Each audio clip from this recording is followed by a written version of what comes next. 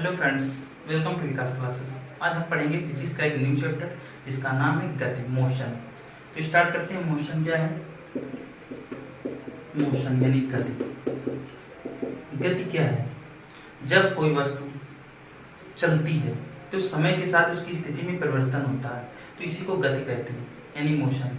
Motion क्या है? उसके लिए हमें क्या है, सबसे पहले ये समझना होगा कि निर्देश तंत्र क्या होता है, मोशन कहाँ से ऑब्जर्व किया जा रहा है। जैसे कि मान लिया जाए कि अभी हम कैमरे के सामने खड़े हैं, तो अभी हम आपके रिस्पेक्ट में कैसे हैं? मोशन में नहीं, रेस्ट में हैं। लेकिन अगर चंद्रमा या दूसरे अन्य प्लेनेट की बात की जाए, उसके रिस्पेक्ट में क्या है? हम लोग मोशन में, क्योंकि पृथ्वी घूम रही है तो उसके साथ साथ हम लोग भी घूम रहे हैं।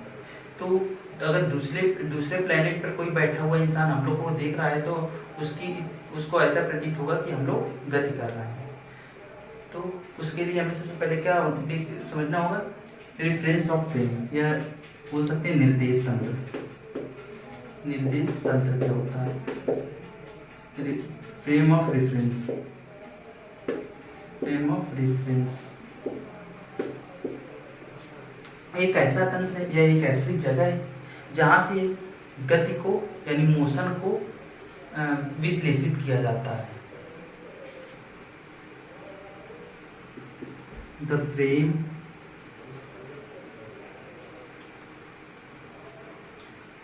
Eight which from where motion is observed, जहाँ से गति को ऑब्जर्व किया जाता है उसे बोलते हैं निर्देश तंत्र। अब बात करते हैं गति क्या है। गति क्या है?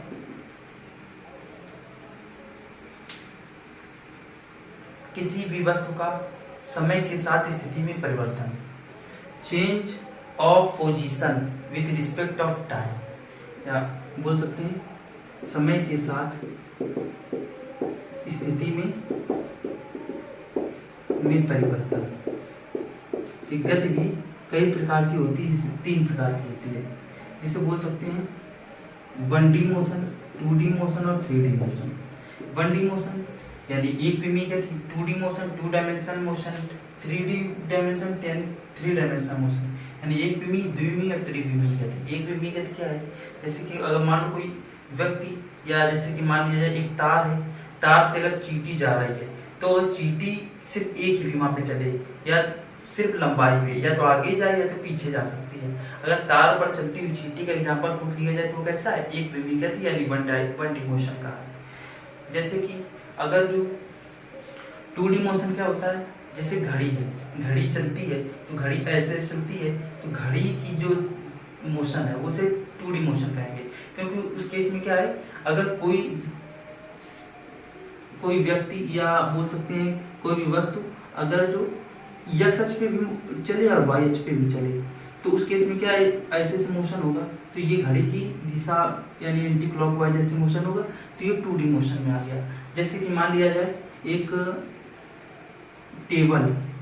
टेबल पर चलती हुई एक चींटी, अगर टेबल पर चलती हुई एक चींटी की गति देखी जाए तो वो चींटी कैसी x अक्ष पे भी चल सकती है और y अक्ष पे भी चल सकती है, तो इस केस में उसका मोशन 2D मोशन हो जाएगा। और 3D मोशन क्या होता है? 3D मोशन यानी 3 डायमेंशन कौन से होते हैं? लंबाई, चौड़ाई और ऊंचाई।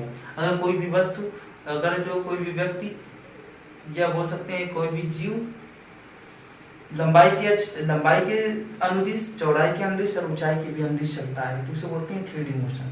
जैसे कि एग्जाम्पल यहाँ पे, जैसे कि मान लिया जाए तार पर चलती हुई चींटी का एग्जाम्पल हो गया। 2D मोशन एक फर्श पे चलते हुए कीड़े का एग्जाम्पल हो गया, या बोल सकते हैं टेबल पर चलती हुई एक चींटी का एग्जाम्पल हो गया।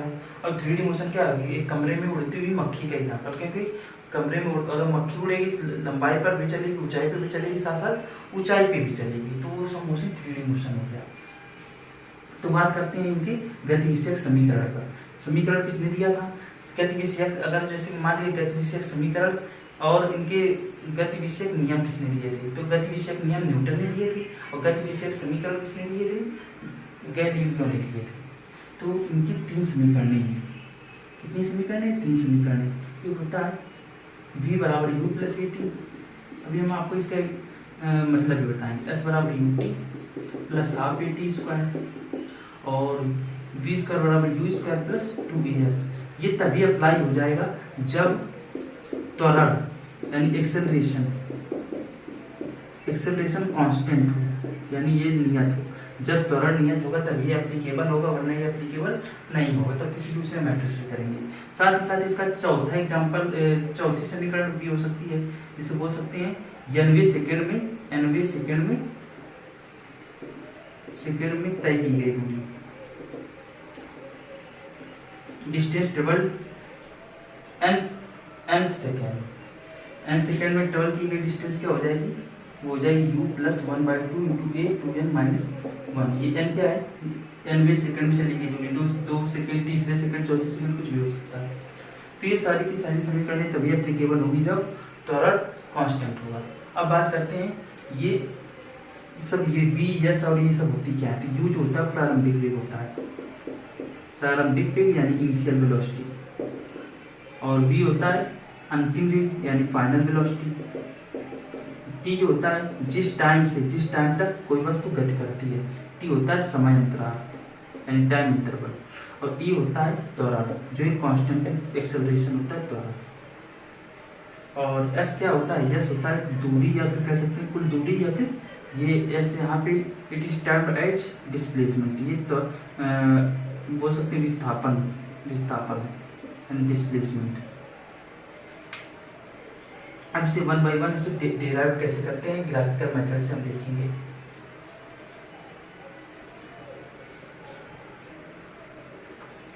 इसके लिए आपको थोड़ा ग्राफ समझना होगा। जैसे कि अगर जो कोई ग्राफ है, ये है ए और टी, इसे बोलते हैं त्वरण समय अक्ष ग्राफ, एक्सेलरेशन और टाइम एक्सिस ग्राफ। तो यहाँ पे टाइम हमेशा एक्स एक्सिस पे दिखाते हैं और ये एक्सेलरेशन वाई एक्सिस पे दिखाती हैं। तो यहाँ पे ये जो होगा, यहाँ पे अगर टाइम एक्सिस के साथ अगर जो पैरेलल लाइन बना रही थी इसे बोलते हैं त्वरण। तो ये होता है वेग में परिवर्तन। तो या इसका जो एरिया होगा वो दिखाएगा, इसका जो एरिया होगा, एरिया ऑफ एटी ग्राफ का जो एरिया होगा, एक्सेलरेशन टाइम ग्राफ का जो एरिया होगा वो दिखाएगा वेग में परिवर्तन। v माइनस यू बराबर एटी, इस तरह से कहेंगे वेग में परिवर्तन। वेग में परिवर्तन मतलब हो जाएगा ये ग्राफ में ये दिखाएगा वेग में परिवर्तन, चेंज इन वेलोसिटी, वेग में परिवर्तन, वेग में परिवर्तन को दिखाएगा। माना अगर इस तरह से मान लेते हैं, माना किसी गतिमान वस्तु का यानी जो मूविंग ऑब्जेक्ट होते हैं उनकी इनिशियल वेलोसिटी, वस्तु का प्रारंभिक वेग मान लिया ये, और अंतिम वेग फाइनल वेलोसिटी मान लिया v। दिन चेंज इन परिवर्तन, तब वेग में परिवर्तन क्या होगा, वेग में परिवर्तन क्या हो जाएगा, वो हो जाएगा v माइनस यू, प्रारंभिक वेग माइनस अंतिम वेग। वेग में परिवर्तन क्या होता है, इसका एरिया क्या, ये क्या बन रहा है, एक आयत बन रहा है, एक रेक्टेंगल बन रहा है। इसका एरिया क्या होगा, a इंटू टी बराबर v माइनस यू। तो इसको v को इस तरफ ले जाएंगे या v बराबर u प्लस ए टी हो जाएगा। इस तरह से पहले समीकरण का नियमन हो गया है।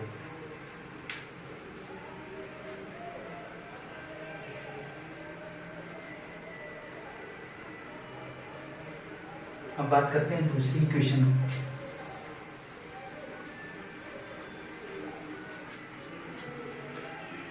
दूसरी इक्वेशन का कैसे निरूपण करेंगे।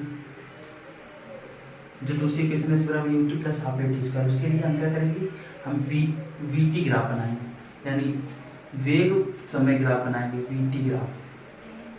अब इसमें मान लेते हैं कि कोई वस्तु का प्रारंभिक वेग u है और टी समय बाद अंतिम वेग v हो गया है।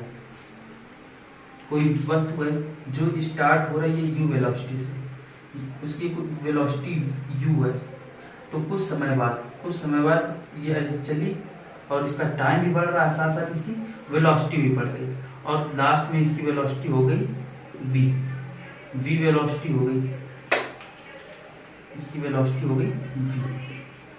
तो अब हम क्या करेंगे, इसका एरिया निकालेंगे, यानी area of VT graph. VT graph का एरिया क्या देगा, यानी वेग समय ग्राफ का एरिया देगा, एरिया ऑफ वीटी ग्राफ का एरिया क्या देगा, वो देगा विस्थापन देगा। अब विस्थापन कैसे निकालते हैं इसको देखिए, इसका एरिया कैसे निकालेंगे। तो इसके लिए हम यहाँ से पैरेलल लाइन खींचेंगे, टाइम एक्सिस के अगर पैरेलल लाइन खींचेंगे तो ये यू वेग से चला था, अगर ये यू है तो इधर भी यू हो जाएगा, यहाँ से यहाँ तक ये यू हो जाएगा।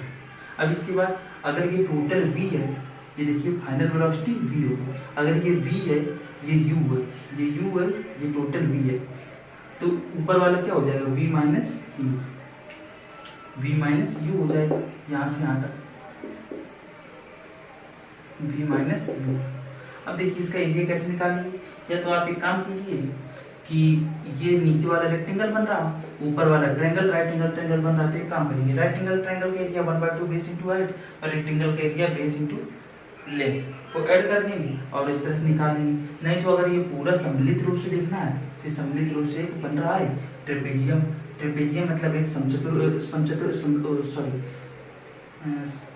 ट्रेपेजियम मतलब होता है समलंब चतुर्भुज। समलंब चतुर्भुज बन रहा है जिसके दो भुजाएं समांतर है, तो इसका एरिया क्या होता है 1/2 सम ऑफ टू पैरेलल साइड, दो भुजाओं का योगफल इंटू इनके बीच की दूरी। तो हम क्या इसका एरिया निकालेंगे 1/2 समांतर भुजाओं का योग, u है, ये पूरा v है, तो v प्लस u और इनके बीच की दूरी कितनी है, ये देखिए यहाँ से ये पूरा t है, तो यहाँ से ऊपर वाला भी पूरा t हो जाएगा, मतलब ये पूरा t के बीच की दूरी क्या हो जाएगी t। इस तरह से लिख देते हैं, बराबर यस आ जाएगा, यानी यस क्या है विस्थापन। हम इसको थोड़ा सॉल्व करेंगे, यहाँ पे इसे 1/2 लिखेंगे, v की वैल्यू क्या होगी u प्लस ए टी, जो भी पहले प्रूव किया था। अब इसके बाद यहाँ पे u लिख देते हैं और इंटू टी लिख देते हैं बराबर यस। अब यहाँ पे हो जाएगा u प्लस यू कितना हो जाएगा 2u plus A T into T बराबर यस।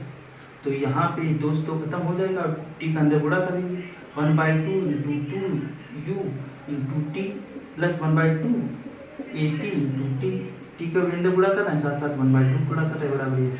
तो यहाँ से क्या हो जाएगा, ये 2 से 2 कैंसिल हो जाएगा, तो यहाँ से आ जाएगा यू टी प्लस हाफ, अभी ए टी और टी कितना हो जाएगा 80², तो ये एस बराबर हो जाएगा ये त्वरण का सॉरी ये आ जाएगा विस्थापन यानी डिस्प्लेसमेंट का फॉर्मूला।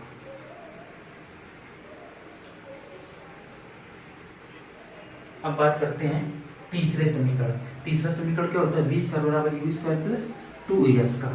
तो उसके लिए भी यही सेम टू सेम जो दूसरा ग्राफ बनाया तो बिल्कुल उसके लिए यही ग्राफ बनाएंगे। देखिए जैसे कि अगर मान लिया जाए कि कोई वस्तु है जिसका प्रारंभिक वेग u वेग से चली थी, u वेग से चली थी, ये t और ये v ग्राफ यानी वेलोसिटी टाइम ग्राफ है, u वेग से चली थी, अब कुछ समय बाद इसका वेग हो गया v, ये कुछ समय बाद इसका वेग हो गया v। तो यहाँ पे हम क्या करेंगे, ऐसे इसके पहले लाइन खींचेंगे, अगर ये t टाइम है तो यहाँ भी t टाइम हो जाएगा, और अगर ये पूरा v है तो इधर भी v सॉरी u है, और इसके बाद ऊपर क्या होगा v माइनस u इतना हो जाएगा। अब हम क्या करेंगे, हमें इसमें होता है s बराबर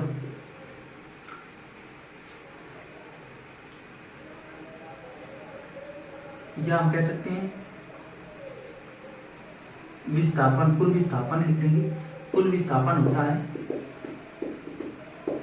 होता है औसत वेग इंटू समय। ये भी फार्मूला याद रख सकते हैं, औसत वेग इंटू समय। जब आपको एग्जाम की जब क्वेश्चन करेंगे जैसे प्रारंभिक वेग, अंतिम वेग और टाइम दिया गया तो ये आपके लिए फार्मूला रामबाण सिद्ध होगा। जैसे कुल विस्थापन क्या होता है यस, औसत वेग क्या होता है प्रारंभिक वेग प्लस अंतिम वेग बटे 2 और इंटू टी, ये सबसे इंपॉर्टेंट फॉर्मूला है। अब इसको थर्ड वाली इक्वेशन में सॉल्व करनी है तो उसके लिए हमें क्या चाहिए, हमें v भी चाहिए और t नहीं होना चाहिए क्योंकि v² प्लस 2as, तो t को एलिमिनेट करना पड़ेगा।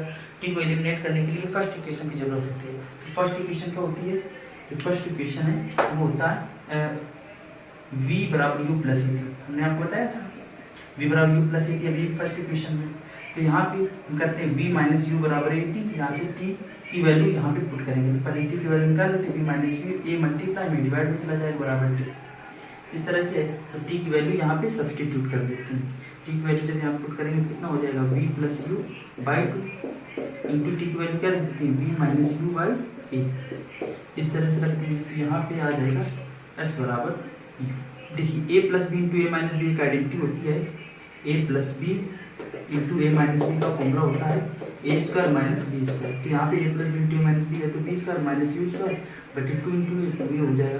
क्रॉस मल्टीप्लाई करेंगे तो इसके नीचे एक मान लेंगे, इसके अंदर गुणा, इसका नीचे गुणा करेंगे तो हो जाएगा v square minus u square बराबर 2ax, या इसको सॉल्व कर लेंगे v बराबर वी स्क्वायर बराबर ये माइनस के यू स्क्वायर प्लस के चला जाएगा वी स्क्वायर प्लस 2as। तो ये आपका तीसरा समीकरण भी प्रूव हो गया।